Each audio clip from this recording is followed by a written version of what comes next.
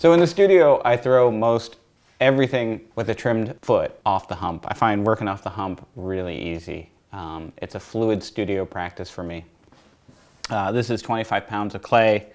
Cut it into 4, wedge them up separately. It was a revelation to realize I didn't have to wedge all 25 pounds up at a time. I could stack those and pound them together. But what throwing off the hump does is it allows me to make a whole bunch of different forms. I can make big bowls, I can throw plates off the hump, cups, small bowls, without getting up or changing. And then when the pots are ready, I usually make a wearboard of pots at a time. When they're dry and ready to be trimmed, and they're stiff enough ready to be trimmed, I can shape the hump of clay that I'm working on wet, flip the pots over, and trim them off the hump. Another benefit to throwing off the hump is the pots are lifted up. So I get to see the underside of them, and I can even start trimming them. They're not snugged up against a wheel head. So throwing off the hump has become really kind of core to the wheel work I do. And I'm going to start off by throwing these little tulip bowls that are thrown, they're paddled, then they're cut, and then they're plumped out from the inside. And I usually start workshops with these because they make a really good point about the importance of the interior.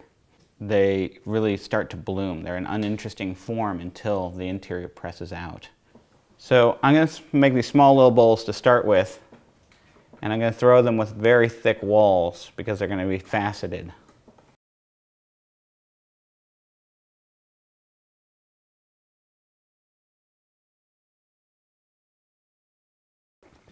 I've roughed out the form now to start faceting. But before I facet, so I can get a longer cut, I'm going to triangulate this form by pushing out like an equilateral triangle. And I'm going to take a paddle, and this is just a flat wooden paddle. And the reason you wet it down is so it doesn't adhere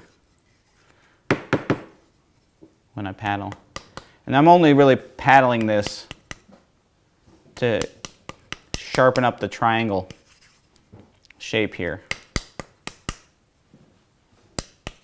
so I can cut along the long sides of this.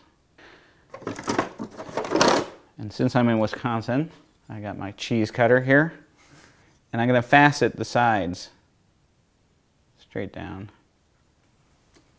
This had a little adjusting to adjust a roller that you could pick how deep you want to cut, and I took that off.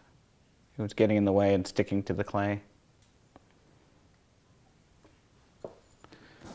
So I'm cutting the long sides first, and then I'm going to cut the short sides.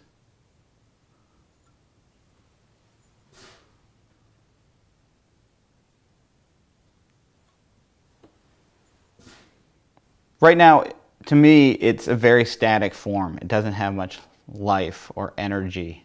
There's a little bit of a sway there. These are pretty straight across. It's just not a very interesting form. So what I'm going to do is wet my fingers on the inside and push out from the inside while I kind of support from the outside. I don't want to throw any or do a pull along the side, but I do want to just support it